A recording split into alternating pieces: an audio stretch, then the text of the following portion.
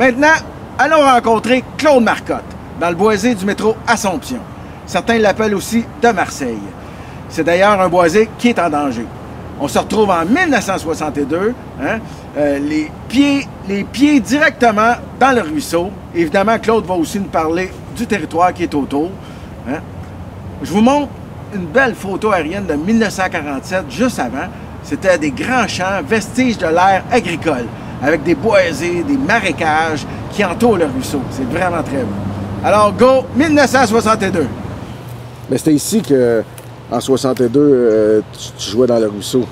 Oui, c'est ça. Donc, le ruisseau, à l'époque, il y avait un peu d'arbres autour, mais il était encaissé. Il faisait peut-être, évidemment, un enfant de 5 ans, il voit ça peut-être plus grand, là, mais peut-être de 2-3 mètres.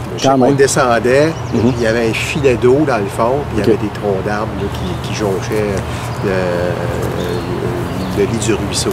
Mais il n'y avait pas beaucoup d'eau, mais il était là, Puis, fait que nous autres, on venait ramasser des framboises avec mon oncle ici. Fait que, ça, c'est cool.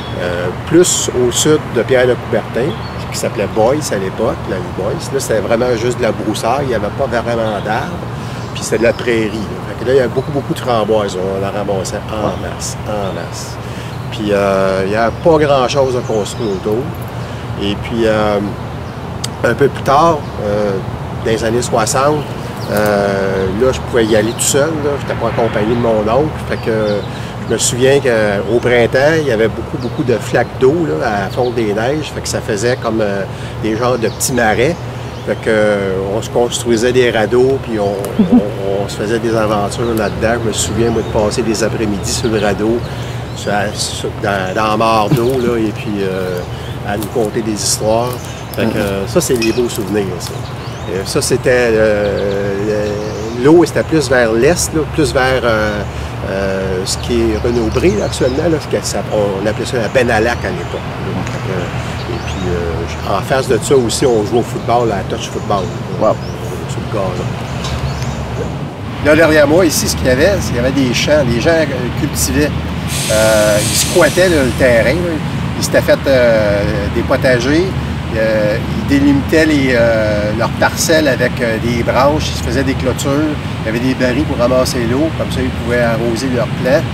Nous autres, quand on était jeunes, on venait et on poilait des tomates. Là, derrière moi, il y avait les installations du CN. Il y avait une rotonde, un genre de pont tournant, où les locomotives étaient amenées et qu'ils pouvaient les enligner dans un bâtiment pour faire l'entretien. Fait que là aussi, on allait jouer là-dedans, se promener. Puis là, ça a tout été démoli là, dans les années 80-90. C'était super contaminé. C'est bon, ça.